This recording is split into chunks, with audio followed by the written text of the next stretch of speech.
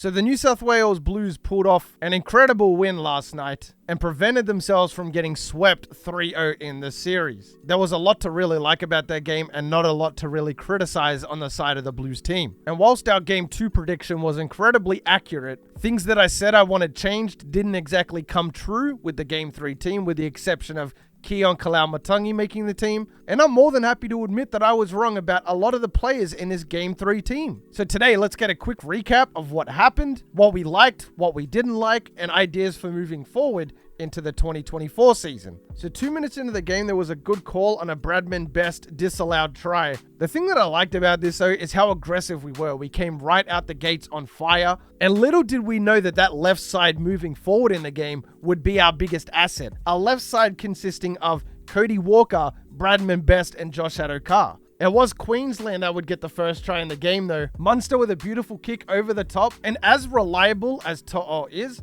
it was a pretty soft David Fifita try. Now, there was nothing really wrong with it. It was just an unlucky roll of the dice, and Queensland were jumping up and batting the ball back all the time. Saw it on the kickoff late into the game where they tried to get the ball back, and they did. Queensland's mindset obviously was, hey, we're not jumping, we're not contesting this to catch it. We're jumping up to bat it back to one of our teammates. And they did this again and again, and it was incredibly dangerous. Every time a kick went up, as a New South Wales fan, I think this is probably points right here. There was a disallowed try as well when the Hammer knocked it on in the goal line. But again, it was another bat back that put the Hammer in a position to get that. 15 minutes in, still playing incredibly aggressive. We saw a pretty decent try. The ball initially went to Cameron Murray, which, you kind of thought the play was over at that point. But eventually they spread the ball out. There was some great fingertip passing there from Keon Kalau-Matangi, who we'll be talking about later. This led to To'o being wide open on the side and eventually getting there for the try. 21 minutes in, Fox kills them with speed. We were continuing to play with confidence, especially on that left side, and we were not scared to throw the ball. That is a big thing that we were lacking in Game 1 and Game 2 is not only were we not offloading the ball, but we weren't spreading the ball. It was like just one up, one up, one up, one up. Try and pass it out a little bit, kick it. That was essentially our entire attack. Since we had nothing to lose, we played with a sense of confidence. Then in the 25th minute, Bradman Best went over for his first try on debut, and it became glaringly obvious at this point that the left side, there was some kind of discrepancy because we were destroying the Maroons on that left side time and time again. Jumping forward to the 35th minute, the Hammer brilliance, putting the grubber through and getting his team back in the game pretty much by himself. My first half thoughts were we just need to keep the pressure on, basically do what we're doing,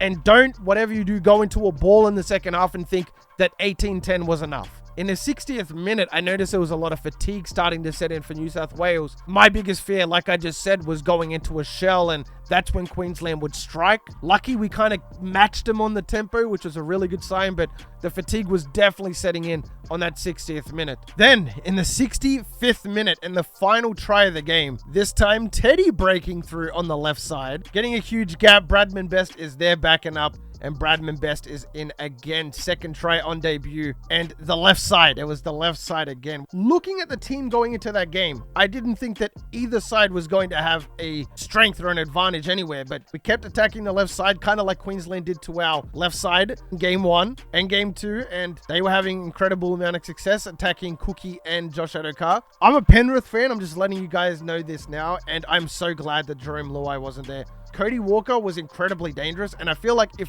it was the exact same team but Jerome Luai was there, he would have gone to the left side, gone to make a move, and then probably just hit a step to the right and would have jumped around doing 360s and gotten tackled. So Cody Walker kept his ground, stood his ground, and while his stats didn't look that amazing, he really was our MVP. He really did set up a majority of our tries on that left side. Teddy was decent. He had the line break, which led to the final try of the game. That was really good of him. Crichton's defense, he was a pest in a good way, of course. He had the intercept. He had the play at marker where he batted the ball down from Harry Grant. That was a really solid play. Just overall, Andy took on the kicking duties. Did a really good job at that too. Proud of Critter. Bradman Best. I mean, what negative can you say about him? I'm pretty sure there was one or two mistakes, errors that he had, but other than that, the 2 tries was solid in defense, and I was wrong about him. Straight up, I was wrong about Bradman Best. Adokar played his best game of the series. He obviously had the great solo try as well. Moses was solid overall. Gerbo was good. Cookie was okay.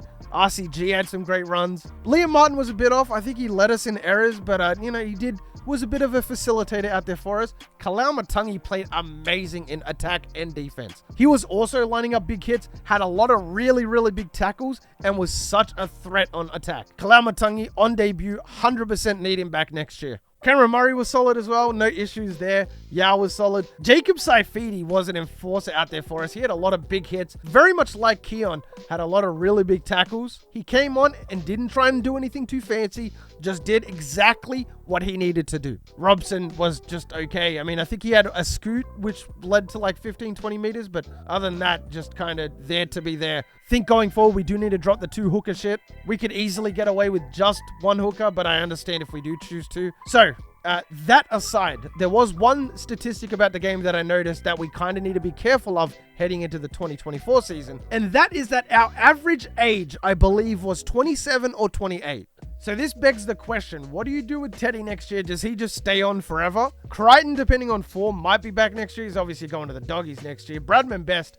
That's one more thing I want to point out about Bradman Best is that, yes, whilst I was wrong, we really got to see that he genuinely is a solid Origin player. He's a great Origin player. Some players like Nico Hines are great at Clubland, but just don't transition as well to Origin. And it's good to see that Best is a center we can rely and depend upon if we ever need him in the future. As of right now, I'm definitely picking him again for that number 4 spot. I don't know how old Gerbo is. Cookie's definitely getting up there in age. So the question is, do you just start Reece Robson next year or does Cookie go again? Especially with Cody Walker. I think Cody is 32 or 33 this year. So whilst he played absolutely amazing, we really need to find our halves combo for the next, 3-4 years. Cody Walker's up to it. I'm more than happy to have him back. That's another thing about Cody is he did not let Queensland get under his skin. He seemed very calm, just kind of, again, did his job, did what he needed to do at the right times, and put points on the board for the team, helping our team out. I feel like it would have been very easy to get under his skin. He didn't allow that to happen,